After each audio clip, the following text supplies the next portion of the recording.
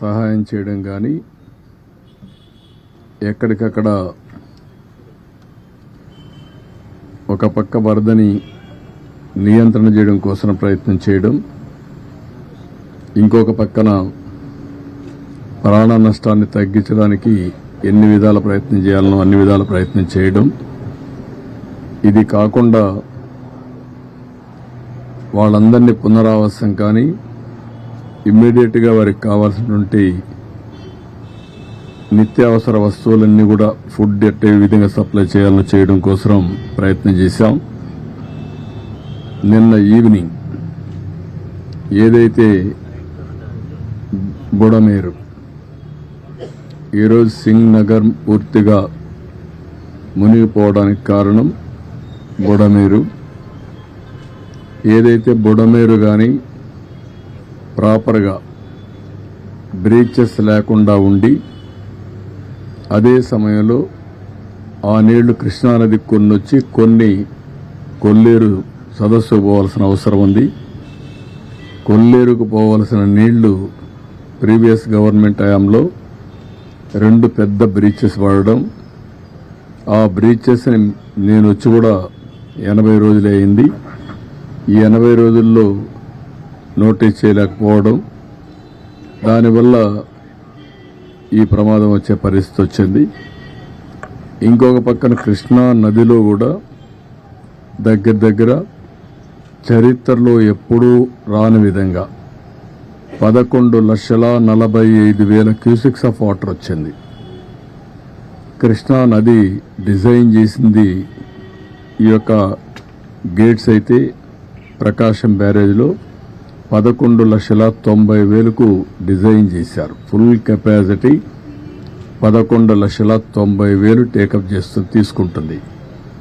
ఈరోజు మనకు వచ్చింది 11,43,000 వచ్చింది. ఇది historic record, first of it's kind. చరిత్రలో ప్రకాశం బ్యారేజ్ కట్టిన తర్వాత ఇంత పెద్ద ఎత్తున వరద రావడం అనేది మొదటిసారి. ఒకసారి 2009లో వచ్చింది, అప్పుడు వచ్చింది 10,90,000. ఈసారి 11,43,000 వచ్చే పరిస్థితి వచ్చింది. ఇది దానివల్ల కూడా మీరు ఒకసారి చూస్తే భవానీపురంలో ఏదైతే రోడ్డు క్రాస్ అయి అక్కడి నుంచి స్వాతి థియేటర్ ఇవన్నీ కూడా ఆ ఏరియా సబ్మర్జ్ అయ్యే పరిస్థితి వచ్చింది. అదే సమయంలో ప్రికాషన్ తీసుకున్నటువంటి కృష్ణ లంకలో ఒక పక్క నేనున్నప్పుడు ఒక వాల్ కట్టాం. తర్వాత అక్కడ మున్సిపల్ కార్పొరేషన్ ఆ ట్రీట్మెంట్ ప్లాంట్ పెట్టి దాని మీద నీళ్లు రాకుండా ఉండడానికి ఒక వాల్ కట్టారు. అప్పుడు మేము కట్టింది 18 అడుగులు కట్టాం, వాళ్ళు కట్టింది 14 అడుగులు కట్టారు. దాని పక్కన కొత్త గవర్నమెంట్ వచ్చినా కట్టారు. ఏదైతే 14 అడుగులు కట్టారో ఆ 14 అడుగులు పొంగి కృష్ణా నుంచి నీళ్లన్నీ కూడా కృష్ణ లంకలోకి వచ్చే పరిస్థితికి వచ్చాయి. ఇది ఎప్పుడు కూడా ఊహించని పరిణామం.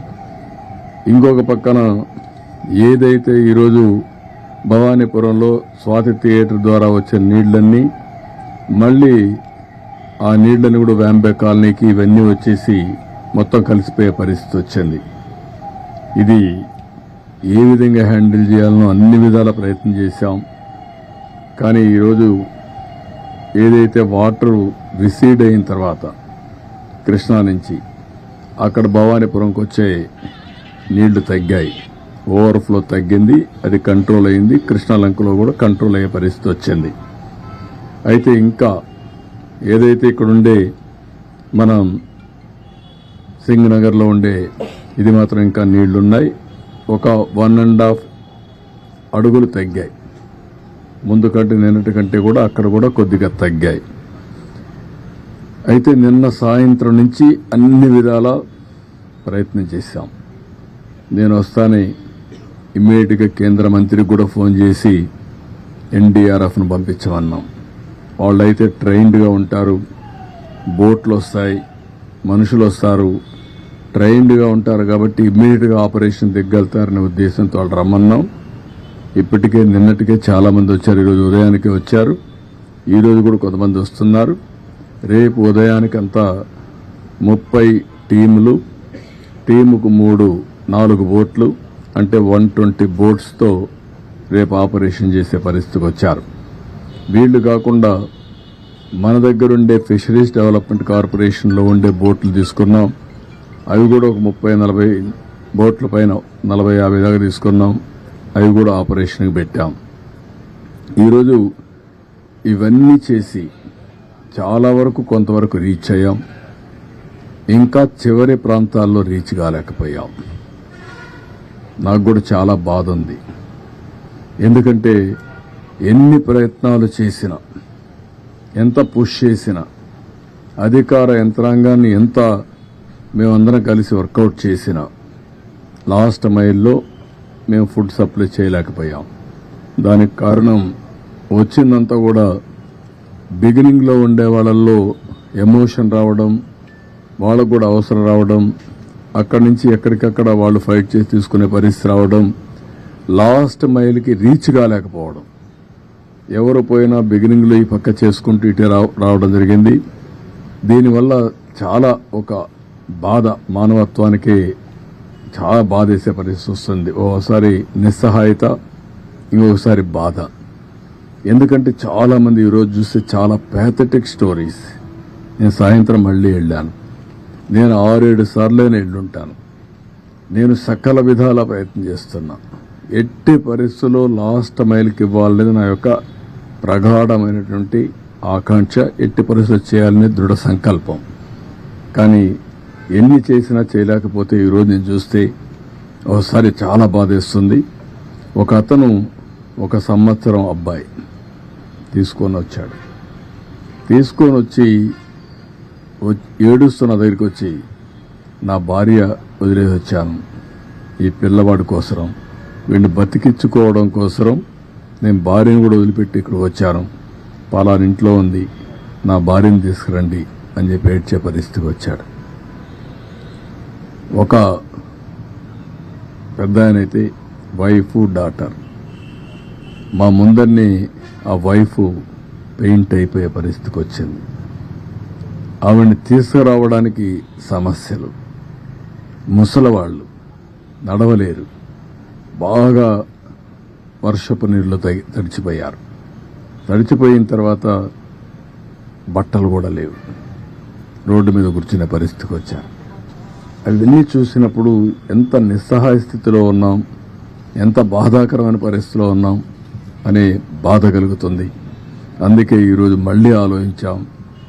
ఈరోజు స్పష్టంగా 32 డివిజన్లకి 32 సీనియర్ ఐఏఎస్ ఆఫీసర్లు పెట్టాను. అదే మరిగా 149 గ్రామ సచివాలయాలు కార్పొరేషన్లో ఉన్నాయి. 30 గ్రామ సచివాలయాలు రూరల్ ఏరియాలో ఉన్నాయి. 179 ఉన్నాయి. 179కి 179 మంది ఇన్ఛార్జెస్ పెట్టాం. ఒక గ్రూపు 2 సర్వీస్ కింద, ఐఏఎస్ కింద ముఖ్యమైన నాయకులను పెట్టాం. వీళ్ళకందరికీ ఒక బోట్ కానీ, ఒక వెహికల్ కానీ, ఎక్కడెక్కడ ఏమున్నాయో అవన్నీ అనలైజ్ చేశాం. ఉదాహరణ, కొంతమంది నడిచిపోయే పరిస్థితి వస్తుంది. ఇప్పుడు బాగా వెసులుబాటు వచ్చింది కాబట్టి ఒక ట్రాక్టరో ఒక వ్యానో పెట్టుకొని ఫుడ్ పాకెట్స్ అన్ని డిస్ట్రిబ్యూట్ చేసే పరిస్థితి వస్తుంది. కొంతమంది బోటే కావాల్సి వస్తుంది, బోటు ద్వారా ఇవ్వాలి. కొంతమంది ఏదైతే నడిచి కూడా నేను చెప్పాను ఇచ్చే అవకాశం వస్తుంది. కొన్ని ప్రాంతాల్లో ఓసారి రీచ్ కాలేనప్పుడు, రీచ్ అయినా కూడా సరిగా చేయలేనప్పుడు 6 హెలికాప్టర్లు ఉన్నాయి. హెలికాప్టర్ల ద్వారా ఫుడ్ అంతా కూడా డ్రాప్ చేసే పరిస్థితి వస్తుంది. దానికి కూడా ప్రణాళికలు తయారు చేశాం. రేపంతా ఒక 6 హెలికాప్టర్ కూడా పనిచేస్తాయి. ఈరోజు కొత్తగా ఒక వినూత్నంగా ఏదైతే డ్రోన్స్ అన్ని ఒక 8-8 డ్రోన్స్ పెట్టి ఒక 10,000 మందికి ఫుడ్ పాకెట్స్ అందజేయగలిగాం. ఈరోజు నేను చూశాను, కొంతమంది మేము ఫుడ్ ఇస్తే ఆ ఫుడ్ అవసరం, ఆ ఫుడ్ని వాటర్లో కూడా లాక్కపోయే పరిస్థితికి వచ్చారు. మొయ్యలేక వాటర్లో మోసుకొని వెళ్తే కంటామినేషన్ వచ్చే ప్రమాదం వస్తుంది. ఆ కంటామినేషన్ వస్తే లేనిపోని రేపు డయారియా ఇవన్నీ అనేక సమస్యలు వస్తాయనే ఉద్దేశంతో ఇప్పుడు ఈ డ్రోన్స్ పెట్టి, డ్రోన్ అయితే చాలా ఈజీగా వెహికల్ నుంచి నేరుగా బిల్డింగ్ పైకి పంపిస్తారు. ఆటోమేటిక్ తీసుకోగలుగుతున్నారు. 2 minutesలో ఆపరేషన్ అవుతా ఉంది. రేపు ఒక 30-35 డ్రోన్స్ కూడా పెట్టాం. అది కానీ సక్సెస్ అయితే ఇంకా ఎన్ని పెట్టాలో పెట్టి ఇంకా టైం కూడా లేదు. We are operating. అవైలబిలిటీలో ఉండే డ్రోన్స్ అన్ని కూడా తీసుకొచ్చి పెట్టాం. అదే మరిగా ప్రతి ఒక్క బోట్లో కానీ ప్రతి ఒక్క వెహికల్లో కానీ ఒక ఆక్టోపస్ కానీ గ్రే హౌండ్స్ కానిస్టేబుల్ పెట్టాం. ఎందుకంటే వాళ్ళది సమర్థవంతంగా చేయగలుగుతారని పెట్టాం. అదే సమయంలో లోడింగ్ అన్లోడింగ్ ప్రాబ్లం ఉంటే ఏపీఎస్పీ స్టాఫ్ ఉన్నారు, పోలీసులు ఉన్నారు, వాళ్ళ సర్వీసులు కూడా ఉపయోగించుకోవాలని వాళ్ళని కూడా పెట్టాం. అంటే ఇవన్నీ కూడా ఎందుకు చేస్తున్నామంటే ఎక్కడ కూడా ఒక చిన్న నిర్లక్ష్యం ఉండకూడదు. ఎట్టి పరిస్థితిలో లాస్ట్ మైల్లో ఉండే వ్యక్తులకు చేరవేయాలి. వాళ్ళ ప్రాణాలు చాలా ముఖ్యం. అదే మరి వాళ్ళు చాలా ఇబ్బందుల్లో ఉన్నారు. నేను చూసినప్పుడు అనిపిస్తుంది, డబ్బులుండేవాళ్ళు, డబ్బులు లేని వాళ్ళు, చదువుకున్న వాళ్ళు, చదువుకోలేని వాళ్ళు, ఏ ఏజ్ ఉన్నా ప్రతి ఒక్కరు అందరూ సమానమైపోయే పరిస్థితికి వచ్చారు. దీనావస్థలో ఉన్నారు. కడుపు నిండితే చాలని బాధపడుతున్నారు. కనీసం నీళ్లు కూడా దొరకకుండా నీళ్లు ఇస్తే అది అమృతంగా భావించే పరిస్థితిలో ఉన్నారు. అవి చూసినప్పుడు బాధ్యత పెరుగుతుంది. నేను ఆ మాటే చెప్పాను మా ఆఫీసర్లకు అందరికీ. ఈరోజు ఈ కష్టకాలంలో ఉన్నప్పుడు మనందరి మీద ఒక గురుతరమైన బాధ్యత ఉంది. మీరు ఆ పని చేయండి. నాకు రాత్రికి రేపు ఎల్లుండి 3 days మాత్రం రాజీ లేదు. 0 tolerance. అందరం కలిసి పనిచేయాలి. ఎక్కడ కూడా ఏమాత్రం కూడా అశ్రద్ధ వహించడం, నిర్లక్ష్యంగా ఉండడం, కష్టాల్లో ఉండే వాళ్ళతో మాట్లాడే విధానం కూడా చాలా ఇంపార్టెంట్. ఒకసారి ఎమోషనల్గా మాట్లాడతారు, హిస్టీరిక్గా మాట్లాడతారు. ఎందుకంటే నిన్నటి నుంచి భోజనం లేదు, కళ్ళ ముందర పిల్లలకు భోజనం పెట్టలేకపోయారు, పేషెంట్లుగా ఉండే పేరెంట్స్ని చూసుకోలేకపోయారు. అవన్నీ చూసినప్పుడు ఎవరికైనా కోపం వస్తుంది, బీపీ పెరుగుతుంది, ఆవేశం వస్తుంది. అలాంటి సమయంలో మనం వాళ్ళని సముదాయించాలి, ఎప్పటికప్పుడు వాళ్ళకి గౌరవించాలి. వాళ్ళు గట్టిగా మాట్లాడినా మీరు వాళ్ళని ఏ విధంగా మెప్పించాలనో మెప్పించి మనం ఏం చేయాలో చేయాలని చెప్పి కూడా చాలా స్పష్టంగా చెప్పాను. మా వాళ్ళు కూడా చేస్తారని చెప్పి ఆశిస్తున్నా. నేను సర్వేలు కూడా కండక్ట్ చేసుకుంటున్నా. ఎక్కడికక్కడ ప్రజాభిప్రాయాన్ని మేము ఇచ్చినట్టు చేరాయా లేదా అని కూడా అడుగుతున్నాం. దానివల్ల కూడా నాకు సమాచారం వస్తుంది. ఆ సమాచారాన్ని బేస్ చేసుకుని మళ్ళీ అక్కడ పంపించవలసిన నిత్యావసర వస్తువులన్నీ పంపిస్తాం. ఇది phase 1లో మేము చేసే కార్యక్రమం. ఇది అయిన తర్వాత ఎక్కడికక్కడ శానిటేషన్, ఇప్పటి నుంచే శానిటేషన్ పైన కూడా శ్రద్ధ పెట్టాల్సిన అవసరం ఉంది. కొన్ని ప్రాంతాల్లో ఒకరిద్దరు చనిపోయారు కూడా అంటున్నారు.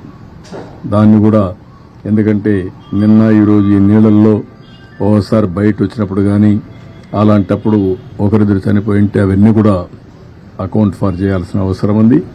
దానిపైన కూడా శ్రద్ధ పెడతాం. ఇవన్నీ చేస్తూనే శానిటేషన్ కంప్లీట్ చేసి వాళ్లకు పునరావాసం చేయడానికి మళ్ళీ ఏం చేయాలనో అవి కూడా ఫైనలైజ్ చేస్తాం. దాన్ని కూడా తొందరని కంప్లీట్ చేసి ఈ టీంతోనే టోటల్గా మళ్ళీ వాళ్ళకు ఒక నమ్మకం ఇచ్చి, మళ్ళీ ఒక భరోసా ఇచ్చి వాళ్ళందరినీ కూడా ఏ విధంగా ఆదుకోవాలని ఆదుకున్న తర్వాతనే ఇక్కడి నుంచి కదలబోతున్నాం. ఇది ఈరోజు కార్యక్రమం. కానీ ఏమీ తెలియని నాయకులు కనీసం వీళ్ళ పీరియడ్లో ఆ రోజు ఏదైతే మనం ఈ డ్రైన్, బుడమేరు డ్రైన్ కనీసం బ్రీచ్ అయింది కూడా తెలియదు. బుడమేరుకు గేట్లు ఉన్నాయని మాట్లాడతారు. వీళ్ళు ఎట్లా సీఎంలు అయ్యారని నాకైతే అర్థం కాదు. అది నేరుగా వస్తుంది, దానికి కాలువలో వచ్చి పోతే కృష్ణాకి వెళ్తుంది, అది కూడా తెలిసి ఉండదు. లేకపోతే కొల్లేరుకు పోతుంది. తెలియాలని లేదు, కనీసం తెలుసుకోవాలని ఉండాలి. అది కూడా తెలియకుండా మాట్లాడే పరిస్థితి. ఇంకొక పక్క మా ఇల్లు కాపాడుకోవడానికి బుడమేరుకు నీళ్లు పంపించామంట. ఏం మాట్లాడతారండి? ఎంత అజ్ఞానం, లేకుంటే విచ్చలవిడితనం. ఏది చెప్పినా నమ్మతారని, ఏదో ఒకటి వాగితే ఏమీ చేయలేదని. వచ్చింది వర్షాలు నిన్న రాత్రి జరిగింది. తెల్లవారే కొందుకు అందరం పరిగెత్తి ఎక్కడెక్కడుందో అన్ని జిల్లాల్లో కూడా ఫుడ్ పాకెట్స్ తయారు చేసి కొన్ని ఎయిర్ లిఫ్ట్ తీస్తున్నాం, కొన్ని తెప్పిస్తున్నాం. ఇక్కడ హోటలర్స్ అందరికీ చెప్పాను, ఇది మీ బాధ్యత. గవర్నమెంట్ ఈరోజు మేము డిమాండ్ చేస్తున్నాం, కమాండ్ చేస్తున్నాం, ఆదేశాలు ఇస్తున్నాం. ఎవ్వరికి ఎగ్జంప్షన్ లేదు. మీరు ఇన్ని లక్షల పాకెట్లు చేయాలంటే చేయాల్సిందే. మీరు సప్లై చేయమని ఆదేశాలు ఇచ్చాం. ఎందుకు? దేనికోసరం? ఇది పబ్లిక్ ఇంట్రెస్ట్. ఇది మా ఇంట్రెస్ట్ కాదు. ఒక పబ్లిక్ ఇంట్రెస్ట్ అయినప్పుడు, ప్రజలు ఇబ్బందుల్లో ఉన్నప్పుడు ప్రభుత్వానికి ఒక విస్తృతమైన అధికారాలు ఉన్నాయి. ఎంతవరకు హ్యూమన్లీ పాసిబులో అన్నీ చేస్తున్నాం. బోర్డ్స్ తెప్పించాం, మనుషులు తెప్పించాం, ఫుడ్ అంతా సప్లై చేయించాం. సెక్రటరియేట్ మొత్తం ఈరోజు మీరు చూస్తే కలెక్టరేట్ని సెక్రటరియేట్గా చేసుకుని చీఫ్ సెక్రటరీ మొదలుకొని చీఫ్ మినిస్టర్ మొదలుకొని ఇక్కడే ఉన్నాం. దాన్ని కూడా వక్రీకరించి మాట్లాడే పరిస్థితికి వస్తున్నారు. వీళ్ళకు బాధ్యత లేదు, నాకు బాధ్యత ఉంది. హరికేన్ తుఫాన్ 96-97 రాజమండ్రి ఆర్డీఓ ఆఫీస్ని సెక్రటరియట్గా చేసుకుని ఆల్ సెక్రటరీస్ని రమ్మని వారంలో మళ్లీ అన్ని పనులు పూర్తి చేసి నార్మల్సీ తెచ్చిన తర్వాతనే హైదరాబాద్కి వెళ్ళాను. ఆ రోజు మొత్తం మీరు చూస్తే 21 సీట్లుంటే 99 ఎలక్షన్లో 20 సీట్లు మేము గెలిచాం. అదే విశాఖపట్నం ఉద్హూద్. నేరుగా నేను విశాఖపట్నం ఉద్హూద్ తుఫాను వచ్చినప్పుడు వచ్చి అక్కడే ఉండి అసాధ్యం అనుకునే దాన్ని ఒక వారంలో సాధ్యం చేశాం. ఎవరు మెషర్ చేసినా ప్రీ హుదూద్, పోస్ట్ హుదూద్ అని విశాఖపట్నాన్ని అభివర్ణించే పరిస్థితికి వచ్చారు. అందుకే లాస్ట్ ఎలక్షన్లో 4 సీట్లు గెలిచాం. ఈసారి అతిపెద్ద మెజారిటీతో గెలిచాం. తిత్లీ అక్కడే ఉన్నాం. ఆ రోజు కూడా సెక్రటరియట్ పండగలున్నా కూడా కాదని అక్కడ ఉన్నాం. 5 ఏళ్లు అంటే ప్రభుత్వం మంత్రి కానీ ముఖ్యమంత్రి కానీ ఎవరైనా సరే ఒక్కరోజు ఫీల్డ్కి వచ్చారా? ఒక్కరోజు వచ్చాడు ఫీల్డ్కి. అది కూడా రెడ్ కార్పెట్ వేసి పెద్ద ఎత్తున ఫీల్డ్ విజిట్ చేశాడు. మామూలు కార్పెట్ వేసుకొని ఫీల్డ్ విజిట్. ఇప్పుడు పాపం విధిలేని పరిస్థితిలో బురదలో దిగాడు. ఎందుకు? దిగకపోతే గతి లేదు కాబట్టి. ఏంటి రాజకీయాలు, చెత్త రాజకీయాలు? ఏం మాట్లాడుతున్నారు మీరు? మీరు మాకు తుఫాన్ గురించి, సైక్లోన్ గురించి, డిజాస్టర్ గురించి మాట్లాడే పరిస్థితి మీకుందా? తెలుగుదేశం పార్టీ ఎప్పుడు కూడా ఒక బాధ్యత కలిగిన పార్టీ. ఎవరికి ఎక్కడ కష్టమున్నా సమర్థవంతంగా, అది కూడా ఒక శ్రద్ధతో పనిచేసే పార్టీ. పేదవాడికి ఎక్కడా ఇబ్బంది లేకుండా చేయడం కోసం అన్ని విధాల ప్రయత్నం చేసే పార్టీ. దాన్ని వెకిలి చేసి మాట్లాడడం, లేకపోతే వీళ్ళ యొక్క క్రిమినల్ నేచర్, ఆ క్రిమినల్ నేచర్తో ఏం చేస్తారో తెలియదు మనకు. వాళ్లే నేరాలు చేసి ఆ నేరాలు వేరే వాళ్ళపైన వేసి తద్వారా రాజకీయ లబ్ధి పొందాలని ప్రయత్నం చేస్తారు. చాలామందికి అనుమానం ఉంది రాష్ట్రంలో, ఏంటి ఇవన్నీ ఎట్ట జరుగుతున్నాయని. మామూలుగా నా గవర్నమెంట్లో, నేను ఎప్పుడు గవర్నమెంట్లో ఉన్నా, రౌడీజం కానీ, ఫ్యాక్షన్ పాలిటిక్స్ కానీ, వైలెన్స్ కానీ, లా అండ్ ఆర్డర్ వైలేషన్స్ కానీ ఎప్పుడు ఉండవు. అలాంటిది ఈ మధ్యకాలంలో అక్కడక్కడ తోక తిప్పే పరిస్థితికి వస్తున్నారు. తోక తిప్పే పరిస్థితికి వస్తున్నారు అంటే కొంతమంది రాజకీయ ముసుగులో పెత్తనం చేయొచ్చు, తప్పించుకోవచ్చు అనుకుంటున్నారు. కానీ రాజకీయ ముసుగులో మీరు తప్పించుకోలేరు. ఇష్ట ప్రకారం చేస్తే ఎవరిని వదిలిపెట్టాం. మొన్నే గుడ్లవల్లేరులో మీరు చూశారు. ఏం మాట్లాడారండి మీరు? మాకు సిన్సియారిటీ ఉంది. అందుకే నేను ఫారెన్సిక్ ఎక్స్పర్ట్స్ అందరినీ తీసుకొచ్చి నేషనల్ లెవెల్లో ఉండే మేధావులతో అందరితో పెట్టి, ఎక్స్పర్ట్స్తో పెట్టి కేసు ఎస్టాబ్లిష్ చేస్తాం. తప్పు చేశారని తెలిస్తే ఎంత పెద్దవాడున్నా వాడిని వదిలిపెట్టాం. దాన్ని ఎస్టాబ్లిష్ చేయడానికి చేస్తే దానిపైన కూడా ఇష్ట ప్రకారం మాట్లాడే పరిస్థితికి వచ్చారు. ఇవన్నీ తప్పుడు ఆరోపణలు కట్టిపెట్టండి, వాస్తవాలు మాట్లాడండి. ఏమీ తెలియకుండా బుడమేరు గేట్లు ఎత్తలేదు, ఎత్తారు అని మాట్లాడడం, లేకపోతే ముఖ్యమంత్రి గారి ఇంటికి ముంపు గురి కాకుండా ఏంటంటే గురి అయితే నీళ్లు వచ్చాయి, వస్తాయి, ఏమైపోతుందండి? అందరి ఇళ్లకు వచ్చాయి. మొత్తం విశాఖపట్నం సగం మునిగింది, నీళ్లు వచ్చాయి. నీళ్లు వచ్చినప్పుడు ఏమవుతుంది? అదే మరిగా అమరావతి, ఏదో నీళ్లు వచ్చేసే అమరావతి మునిగిపోయింది, అమరావతి దాని మీద ప్రాపగండ. ఏమీ జరగలేదు అక్కడ. ఇలాంటి తప్పుడు ప్రచారం చేసి తప్పుడు ఇది చేసి ఏదో రాజకీయ లబ్ధి పొందాలనుకుంటున్నారు. ఇది కరెక్ట్ కాదు. నేను ఎప్పుడూ 45 ఏళ్లు నా రాజకీయ జీవితంలో ఇంత పనికిమాలిన పార్టీని, పనికిమాలిన ప్రచారాన్ని ఎప్పుడు చూడలేదు. ఏది ఏమైనా తెలుగుదేశం పార్టీ చాలా స్పష్టంగా ఉంటాం. ఎక్కడికక్కడ ఇలాంటి తప్పుడు ప్రచారాల్ని ఖండిస్తూ ఎవరైనా సరే నేరాలు చేసి రాజకీయ లబ్ధి పొందాలనుకుంటే మాత్రం చాలా స్పష్టంగా ఉంటాం. ఆ విషయం గుర్తుపెట్టుకోవాల్సి హెచ్చరిస్తున్నాం. ఎవరికి ఇవ్వాలి ఇన్ఫర్మేషన్ తెలియదా? గేట్లు ఎత్తడంలో ఇన్ఫర్మేషన్ ఇవ్వలేదా? ఏ గేట్లు అయితే ఎప్పుడు ఇన్ఫర్మేషన్ ఇవ్వాలి? ఫస్ట్ నుంచి ఎవ్రీడే మీరు, నేను, ప్రజలు అందరికి, రైతులకు ఇన్ఫర్మేషన్ ఇవ్వలేదా? ఆల్ ప్రాజెక్ట్స్ని జాగ్రత్తగా మేనేజ్ చేస్తూ ఏ ప్రాజెక్టులో ఎంత వాటర్ ఉందని చెప్పలేదా? పైన ఎంతెంత వాటర్ వస్తుందని ఎప్పటికప్పుడు చెప్పలేదా? ఏ రోజు జరిగింది? లాస్ట్ డే ఏదైతే మన సైక్లోన్ క్రాస్ అయ్యేది శ్రీకాకుళంలో, కళింగపట్నంలో క్రాస్ అవుతుందనుకుని అక్కడే క్రాస్ అయింది. క్రాస్ అయిన తర్వాత ఈ రెయిన్ఫాల్ అంతా కళింగపట్నంలో పడుతుంది అనుకుంటే అంత మునుపంతా రెయిన్ అంతా పడింది గుంటూరు, కృష్ణాలో పడింది. ఆ తర్వాత ఖమ్మం, నల్గొండలో పడింది. నల్గొండ, ఖమ్మంలో పడింది. మళ్ళా ఎక్కడికి వచ్చింది? నేరుగా ప్రకాశంకి వచ్చింది. ఈ మన బుడమేరు కానీ పక్కనుండే ఇంకా కొన్ని డ్రైన్స్ కానీ అన్నిట్లో నీళ్లు వచ్చాయి. దాంట్లో వచ్చిన అడిషనల్గా వచ్చే వాటర్ ఇది శ్రీశైలం అప్పటికే నిండిపోయింది, నాగార్జునసాగర్ నిండింది, పులిచింతలు నిండింది. అక్కడి నుంచి హెవీ రెయిన్ఫాల్తో ఆయన్ని వచ్చాయి. ప్లస్ ఇక్కడ పడిన వర్షంతో ఈ నీళ్లు వచ్చాయి. ఇక్కడ ఎక్కువ వర్షం పడింది, లోకల్ క్యాచ్మెంట్లో నీళ్లు వచ్చాయి. ఆల్ ఆఫ్ ఏ సడన్ కమ్ముకొని వచ్చి వీళ్ళు చేసిన తప్పుడు పని, మానవ తప్పిదం. ఆ రోజు వీళ్ళు బ్రీచ్ చేసింది కానీ మేము కానీ చెక్ చేసుకోనుంటే, ఆ బ్రీచెస్ క్లోజ్ చేసుంటే ఇప్పుడు ఈ నీళ్లు వచ్చే పరిస్థితి లేదు. ఇది నువ్వు అనలైజ్ చేసుకొని మాట్లాడాలా, తెలియకపోతే నేర్చుకొని మాట్లాడాలా.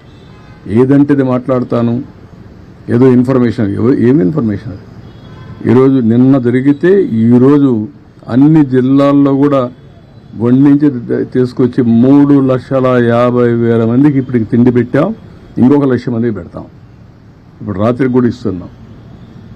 ఎక్కడ చేయలేదంటే రెడీనెస్ రాత్రికి ఇప్పుడే కదండి. రాత్రి జరిగితే తెల్లవారే కొందికి ఒక 120 బోట్లు తెప్పించామే. ఎక్కడి నుంచి వచ్చే బోట్లు, ఎక్కడి నుంచి ఆపరేట్ చేస్తే మీరు చూడలేదా? మరి అక్కడి నుంచి మొత్తం ఫుడ్ అంతా కూడా తీసుకెళ్ళాం, ప్రొక్యూర్ చేసాం.